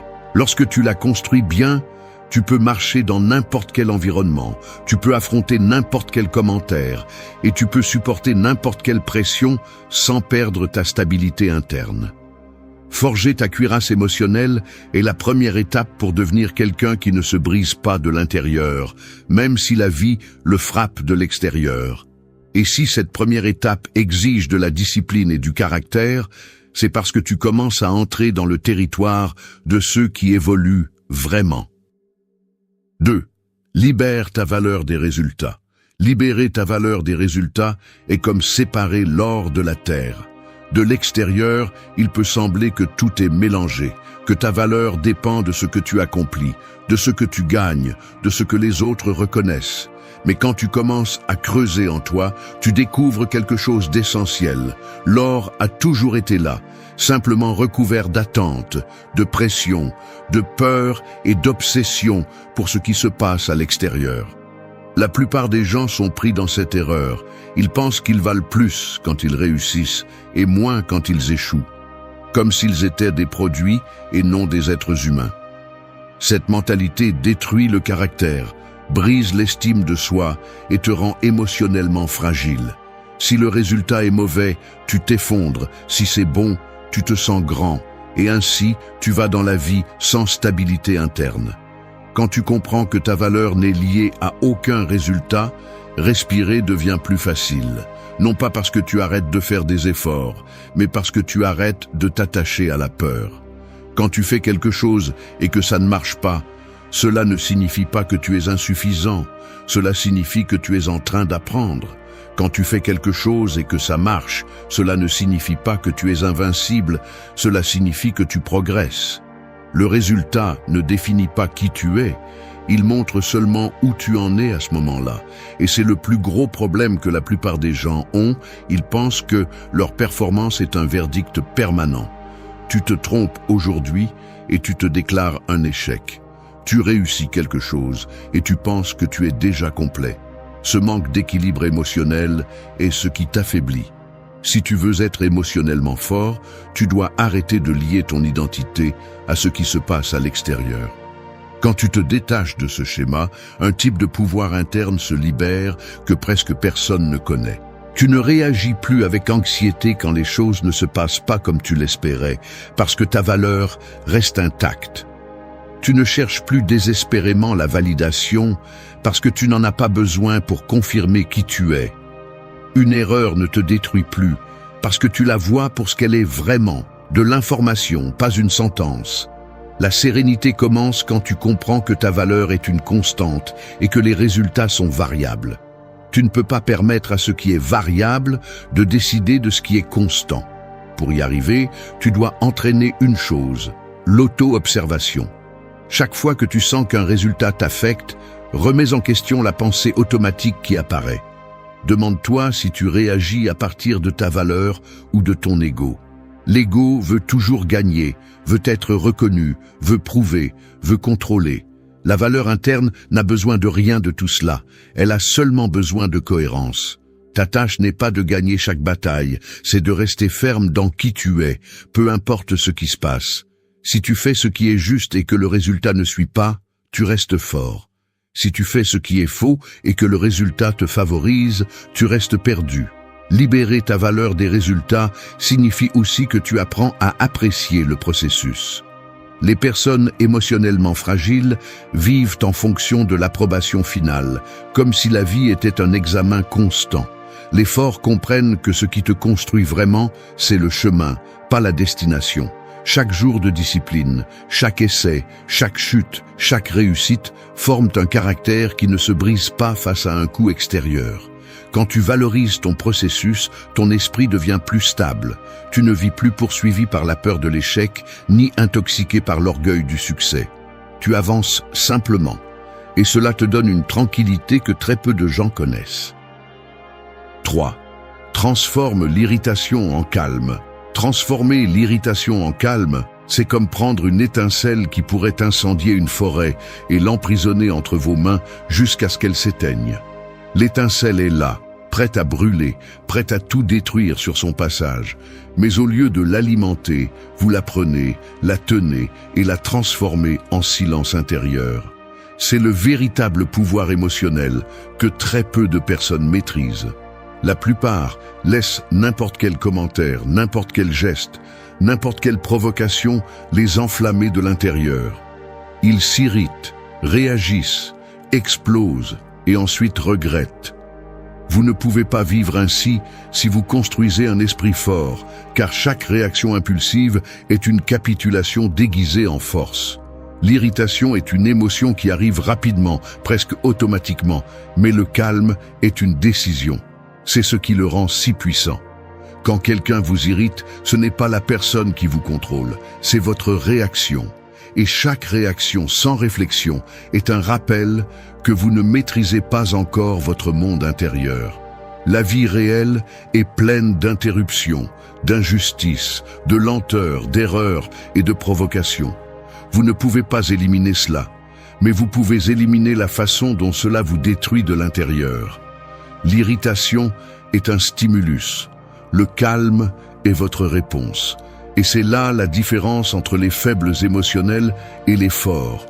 Pour maîtriser l'irritation, vous devez comprendre son origine. L'irritation survient lorsque votre attente entre en collision avec la réalité. Vous vouliez que quelque chose aille plus vite. Vous vouliez que quelqu'un soit plus conscient. Vous vouliez que la situation soit plus juste. Et comme ce n'est pas le cas, cela vous dérange. Ce malaise se transforme en irritation parce que votre esprit n'accepte pas ce qui se passe. Mais lorsque vous commencez à vous entraîner à voir la réalité telle qu'elle est et non telle que vous aimeriez qu'elle soit, votre irritation perd de sa force. Les choses cessent de vous déranger parce que vous n'attendez plus que le monde s'adapte à vous. Et ce simple changement mental est l'une des armes les plus puissantes que vous pouvez développer. Un autre point important est d'apprendre à créer de l'espace entre l'impulsion et la réponse. Les personnes émotionnellement faibles réagissent en millièmes de seconde sans réfléchir, comme si elles étaient des marionnettes de leurs émotions. Les personnes émotionnellement fortes respirent, observent, traitent et ensuite choisissent. Cet espace de 2 secondes peut sauver des disputes, éviter des décisions impulsives et maintenir votre stabilité. Il ne s'agit pas de réprimer ce que vous ressentez, il s'agit de le diriger. Lorsque l'irritation monte, vous ralentissez. Lorsque l'émotion crie, vous parlez plus doucement. Lorsque l'esprit veut courir, vous décidez de marcher. Ce contraste fait de vous une personne imperturbable. Pour transformer l'irritation en calme, vous avez besoin d'un entraînement constant. Chaque nuisance est une opportunité. Chaque personne difficile est un exercice. Chaque situation injuste est un poids émotionnel qui vous rend plus fort si vous le portez correctement. Au lieu de penser « cela me dérange », changez votre approche en « cela m'entraîne ». Ce simple changement transforme la vie en une salle de sport mental. Les personnes qui vous irritent deviennent vos maîtres. Les situations qui vous frustrent deviennent votre pratique et chaque jour vous devenez plus résistant. Vous ne cherchez pas à éviter le monde, vous cherchez à le dominer de l'intérieur. Le calme se renforce également lorsque vous comprenez qu'aucun élément externe ne devrait avoir le pouvoir de ruiner votre stabilité interne. Vous ne pouvez pas permettre qu'un mot, un geste ou une erreur vous vole de l'énergie. C'est trop de pouvoir accordé à quelque chose de trop petit. Le calme n'est pas de la passivité, c'est du contrôle absolu. C'est choisir consciemment où vous placez votre attention, votre énergie et votre réaction. 4. Transforme la peur en maître. Transformer la peur en maître, c'est comme marcher la nuit avec une lampe de poche qui n'éclaire que quelques pas. Car même si l'obscurité t'entoure, chaque pas que tu fais éclaire un peu plus le chemin. La peur est cette obscurité que tout le monde ressent. Mais ce qui te différencie n'est pas de l'éviter, mais d'avancer à l'intérieur d'elle. Les gens qui ne surmontent jamais rien s'arrêtent chaque fois qu'une peur apparaît, comme si la peur était un mur. Les personnes émotionnellement fortes comprennent quelque chose de différent. La peur n'est pas un mur, c'est une porte. Et derrière cette porte, il y a toujours de la croissance, de la force et de la clarté. C'est pourquoi les faibles fuient et les forts apprennent. La peur n'est pas synonyme de danger, la peur est synonyme d'incertitude. Et l'incertitude fait partie de tout ce qui est important dans la vie. Changer, prendre de grandes décisions, s'éloigner de ce qui te détruit, se rapprocher de ce qui t'exige, construire la discipline, commencer quelque chose de nouveau, laisser une étape derrière, tout cela active la peur. Non pas parce que tu es en danger, mais parce que tu sors de ce que tu connais. Le problème et que la plupart des gens interprètent cette peur comme un signe qu'ils doivent s'arrêter. Toi non. Tu vas l'interpréter comme un signe que tu avances vers un lieu qui exige une version plus grande de toi. La peur ne devient un ennemi que lorsque tu ne la comprends pas. Lorsque tu crois qu'elle te dit « tu ne peux pas ». En réalité, ce qu'elle dit, c'est « cela te dépasse aujourd'hui ». Mais si tu l'affrontes, cela te dépassera demain. Chaque fois que tu fuis la peur, tu te fais plus petit. Chaque fois que tu l'affrontes, tu te fais plus grand. C'est le calcul émotionnel que peu de personnes acceptent. C'est pourquoi ceux qui grandissent rapidement sont souvent ceux qui s'exposent à des situations inconfortables, qui regardent la peur en face, qui ne cherchent pas de certitude absolue, mais une bravoure progressive. Ils n'ont pas besoin d'être invincibles, ils ont juste besoin d'être déterminés. Pour transformer la peur en maître, tu dois commencer par observer ce qui te fait vraiment peur. Normalement, ce n'est pas la situation en elle-même, mais les histoires que ton esprit crée autour d'elle.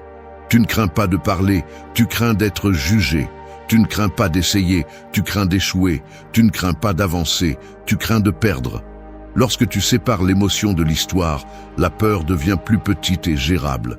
Au lieu de dire « cela me fait peur », demande-toi « quelle histoire je raconte qui me fait me sentir ainsi ?» Cette simple analyse réduit la force émotionnelle de la peur presque instantanément. Une autre étape cruciale est de bouger même si tu ressens de la peur. N'attends pas qu'elle disparaisse pour agir, car cela ne fonctionne pas ainsi. La peur se réduit avec l'action, pas avec la pensée. Plus tu penses à quelque chose, plus tu le rends grand, plus tu agis, plus il devient petit. L'action est l'antidote à la paralysie émotionnelle. Lorsque tu fais un pas, même petit, ton esprit reçoit un signal clair que tu as le contrôle, que tu n'es pas arrêté, que tu n'es pas à la merci de la peur.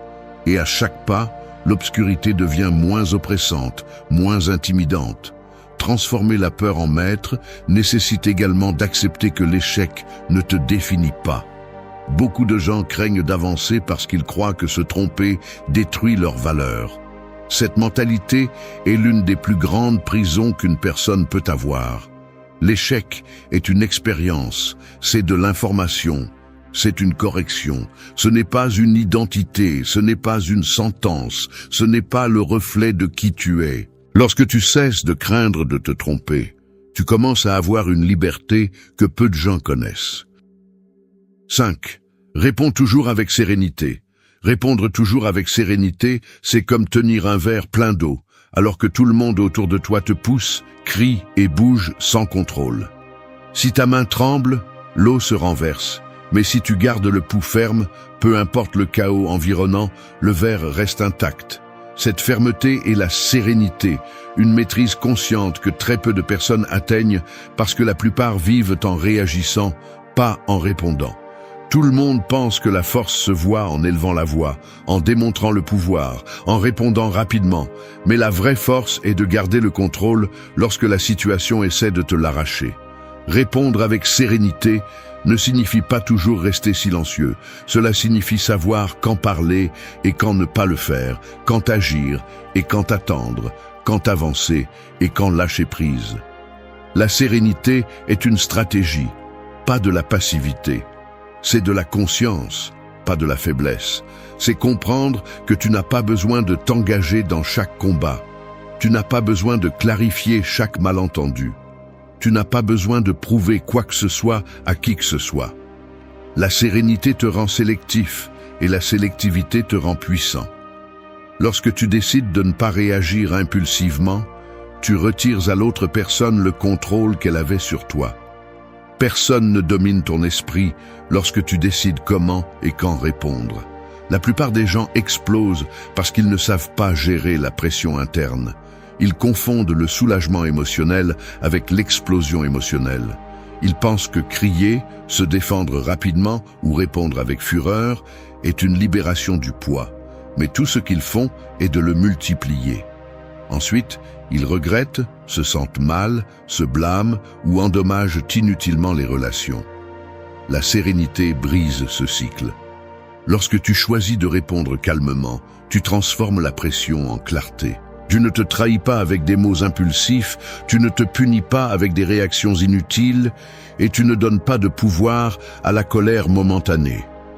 Pour répondre avec sérénité, tu as besoin de t'entraîner à l'observation interne. Avant de répondre, demande-toi si ta réponse vient de ta blessure, de ton orgueil ou de ta sagesse. Si elle vient de la blessure, tu vas exagérer. Si elle vient de l'orgueil, tu vas détruire. Si elle vient de la sagesse, tu vas résoudre. Cette analyse de 2 secondes te sépare de ceux qui vivent pris au piège dans leur propre manque de contrôle. La sérénité est une pause, mais pas une pause vide, c'est une pause intelligente. C'est la capacité de voir la situation telle qu'elle est, sans que tes émotions la déforment sur le moment. Cela implique également de comprendre que tout ne mérite pas ton énergie. La sérénité est une forme de nettoyage émotionnel. Elle t'aide à distinguer ce qui vaut ton temps et ce qui ne le vaut pas, ce qui mérite une réponse et ce qui mérite ton indifférence. Tout ce qui te dérange n'a pas besoin de ta voix. Toute provocation ne mérite pas ta présence. Toute injustice ne nécessite pas une explosion émotionnelle. Répondre avec sérénité, c'est dire « je décide », pas « la situation décide pour moi ». Cette différence est celle qui sépare celui qui contrôle ses émotions de celui qui se laisse contrôler par elles. La sérénité te protège également des manipulations externes. Beaucoup de personnes cherchent à provoquer pour mesurer ta stabilité. D'autres cherchent à te sortir de ton centre pour se sentir supérieur. Certains veulent voir comment tu réagis pour savoir si tu es contrôlable. Lorsque tu gardes ton calme, tu désarmes toute tentative de manipulation. La sérénité leur dit sans mots qu'ils ne peuvent pas t'entraîner dans leur chaos. Et quand quelqu'un se rend compte qu'il ne peut pas te manipuler émotionnellement, il arrête d'essayer de te contrôler mentalement. Répondre avec sérénité crée également une présence puissante. 6. Protège ta paix avant tout. Protéger ta paix est comme prendre soin du feu d'un feu de camp au milieu du vent. Peu importe la force de la flamme, si tu ne la couvres pas, n'importe quel courant peut l'éteindre. Ta paix intérieure fonctionne de la même manière, si tu ne la protèges pas, n'importe quel commentaire, n'importe quelle personne, n'importe quelle situation peut t'entraîner dans le chaos. Et la vérité est que la plupart des gens vivent ainsi, laissant le monde décider de leurs sentiments, offrant leur stabilité à quiconque élève la voix, critique, provoque ou manipule. Tu ne peux pas continuer à vivre ainsi si tu cherches une véritable force émotionnelle, car sans paix intérieure, il n'y a pas de clarté, pas de force et pas de contrôle. Protéger ta paix signifie arrêter de permettre à tout d'entrer dans ton esprit.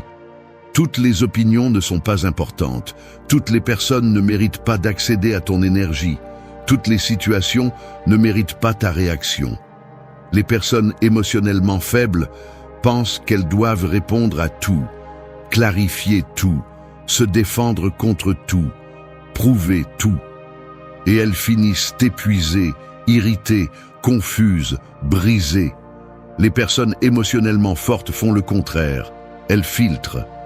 Elles observent si cela vaut la peine de s'impliquer.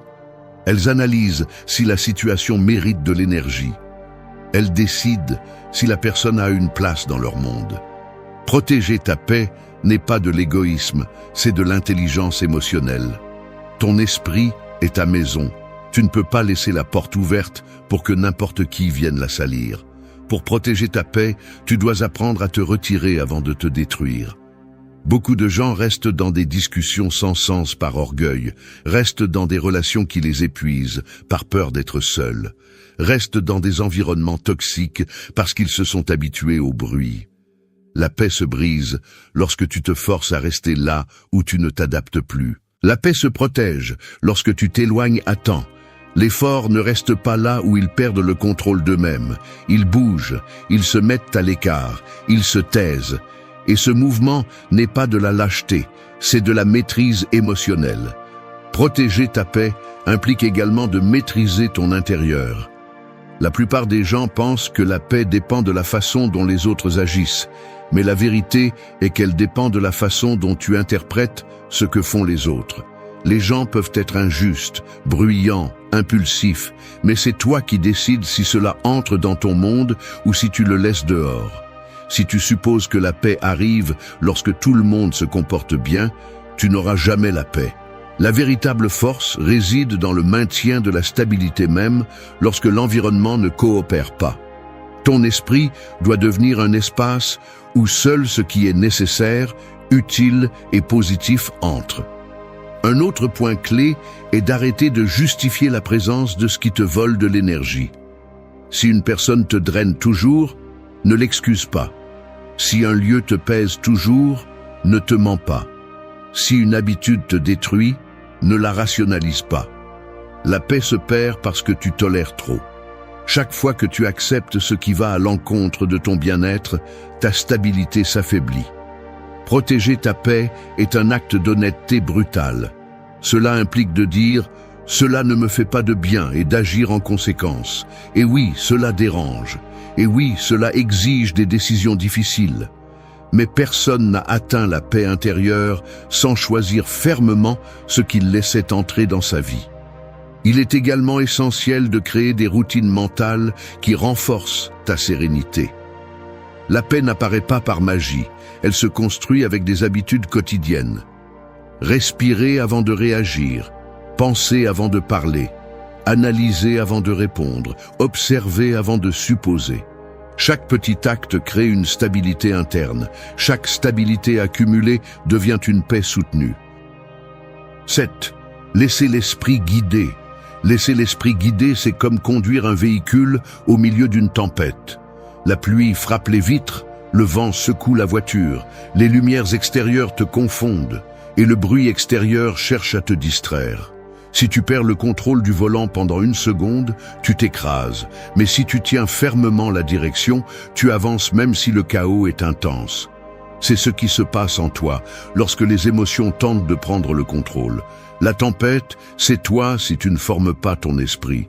Le conducteur, c'est toi quand tu décides de penser avant de ressentir, de raisonner avant de réagir, de guider avant de te laisser emporter. La plupart des gens sont dirigés par des impulsions, des commentaires, des provocations, des désirs momentanés et des émotions volatiles. Ils entrent dans des discussions qui ne valent rien, prennent des décisions sous le coup de la colère, abandonnent par peur ou cherchent la validation par l'insécurité. Puis ils se demandent pourquoi leur vie semble hors de contrôle. La réponse est simple, ils ont laissé l'émotion conduire. Quand l'émotion conduit, tu te heurtes toujours. Quand l'esprit conduit, tu avances toujours. Non pas parce que tu ne ressens pas, mais parce que tu ne permets pas à ce que tu ressens de décider pour toi. Laisser l'esprit guider ne signifie pas éteindre tes émotions, cela signifie les comprendre. L'émotion t'informe, l'esprit te dirige. L'émotion te prévient que quelque chose t'affecte, l'esprit décide quoi en faire. L'émotion monte rapidement, l'esprit stabilise. Le problème de beaucoup de gens est qu'ils écoutent l'émotion et font taire la raison. Tu vas pratiquer le contraire. Tu vas écouter l'émotion pour la comprendre, mais tu vas agir à partir de la clarté mentale. C'est le véritable pouvoir de l'autocontrôle. Agir à partir de la partie la plus forte de toi, pas de la plus vulnérable. Pour y parvenir, tu dois t'habituer à penser avec précision. Chaque fois que quelque chose te perturbe, demande-toi ce qui se passe réellement. Est-ce la situation ou est-ce ton interprétation? Est-ce la personne ou est-ce ton attente? Est-ce un véritable problème ou est-ce ton ego qui réagit? Cette simple question désactive les explosions émotionnelles. L'esprit analyse, sépare et organise ce que l'émotion déforme. Lorsque tu commences à faire ce processus automatiquement, tu deviens une personne impossible à manipuler et très difficile à déstabiliser. Laisser l'esprit guider implique aussi d'apprendre à différer la réaction. Tout ne mérite pas une réponse immédiate. En fait, presque rien ne le mérite. L'émotion veut toujours des réponses urgentes, rapides, impulsives. L'esprit veut des réponses stratégiques. Plus tu t'entraînes à t'arrêter quelques secondes avant de répondre, plus tu deviens fort. Ce petit espace mental te sauve de décisions qui nuisent à ta vie, à tes relations et à tes objectifs. Un autre point fondamental est de maintenir la clarté dans tes priorités. L'émotion te distrait, te pousse vers l'immédiat, vers ce qui fait mal maintenant, vers ce qui irrite sur le moment. L'esprit te rappelle le chemin, le but, ce qui compte vraiment. Quand l'esprit guide, tu ne perds pas de temps à te battre avec des personnes qui n'apportent rien. Tu ne t'épuises pas dans des situations qui ne changeront pas. Tu ne sacrifies pas ta stabilité pour impressionner qui que ce soit. L'esprit te maintient concentré. Et une concentration solide crée une vie solide. Laisser l'esprit guider, c'est aussi maîtriser le dialogue interne. Nous avons tous une voix intérieure qui peut nous renforcer ou nous détruire. L'émotion a tendance à exagérer, à grossir les problèmes, à anticiper les tragédies, à créer des histoires irréelles. L'esprit équilibré coupe ces narrations, les désarme et les remplace par des raisonnements clairs. 8. Fais de la sérénité ta force. Faire de la sérénité ta force, c'est comme marcher parmi la foule, alors que tout le monde court désespérément, trébuche les uns sur les autres, pousse, crie et se laisse emporter par le chaos collectif. Tu avances lentement, fermement, sans perdre le rythme, sans laisser la hâte des autres te voler ta direction. Cette différence crée de l'autorité sans avoir besoin de l'imposer. Dans un monde plein de bruit, la sérénité devient une force qui domine sans crier et qui mène sans concurrence.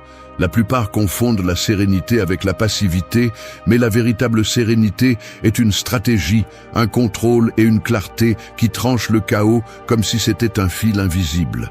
La sérénité ne signifie pas l'absence d'émotion. Cela signifie qu'aucune émotion ne prend le contrôle sans ton autorisation. Les personnes émotionnellement instables sombrent pour des broutilles, explosent sans réfléchir, perdent le contrôle pour des situations insignifiantes. Ils pensent que la vie les frappe trop fort, alors qu'en réalité, ce qui leur manque, c'est la stabilité interne. La sérénité ne change pas ce qui se passe à l'extérieur, elle change ta réaction à l'intérieur. Et même si cela semble simple, cela te place au-dessus de ceux qui se brisent à la moindre provocation. Faire de la sérénité ta force signifie que tu apprends à prendre des décisions du point de vue le plus élevé de ton esprit et non du point le plus bas de tes émotions. L'émotion pousse, la sérénité dirige. L'émotion précipite, la sérénité analyse. L'émotion dramatise, la sérénité ordonne. Chaque fois que tu choisis la sérénité, tu choisis la clarté. Chaque fois que tu choisis la clarté, tu choisis le contrôle. Chaque décision prise en sérénité est une décision qui te rapproche d'une vie plus solide, cohérente et stable. Un autre point important est que la sérénité te protège de la manipulation. Lorsque quelqu'un essaie de te provoquer et que tu ne réagis pas, il perd son pouvoir sur toi. Lorsque l'environnement essaie de t'entraîner dans son chaos et que tu maintiens ton centre, la situation cesse de te contrôler. Celui qui garde son calme n'est pas facile à manipuler, n'est pas facile à confondre et n'est pas facile à intimider. C'est un énorme avantage dans la vie quotidienne, car cela te permet de voir des intentions cachées, de détecter des jeux émotionnels et d'éviter des conflits inutiles. Faire de la sérénité ta force implique aussi d'apprendre à respirer avant d'agir. La respiration est le pont entre l'impulsion et la décision. Beaucoup de personnes prennent des décisions qui détruisent leur progression parce qu'elles agissent lorsqu'elles sont bouleversées. Au contraire, si tu t'entraînes à t'arrêter 3 secondes, à respirer profondément et à décider depuis l'esprit et non depuis l'impulsion, ta vie change complètement. La sérénité est une pause consciente qui te sauve des erreurs qui pourraient te coûter des relations, des opportunités et des années de croissance. La sérénité renforce également ta présence. Les gens respectent celui qui reste stable lorsque les autres perdent le contrôle. Ils observent ta façon de réagir, remarquent ta posture, remarquent ton autocontrôle. Sans dire un seul mot, tu envoies un message clair. Rien d'extérieur n'a la capacité de te déranger. Ce type de présence ne se feint pas, elle se construit. Et elle se construit en pratiquant la sérénité, même quand ce n'est pas facile, même quand la situation semble exiger une réaction impulsive, même quand le monde te pousse à perdre le contrôle. Un autre aspect fondamental est que la sérénité te permet de penser à long terme. L'émotion ne voit que le présent, la sérénité voit le chemin. Lorsque tu es bouleversé, tes décisions deviennent des rustines. Lorsque tu es serein, tes décisions deviennent des fondations. Danke, dass du bis zum Ende des Videos geblieben bist.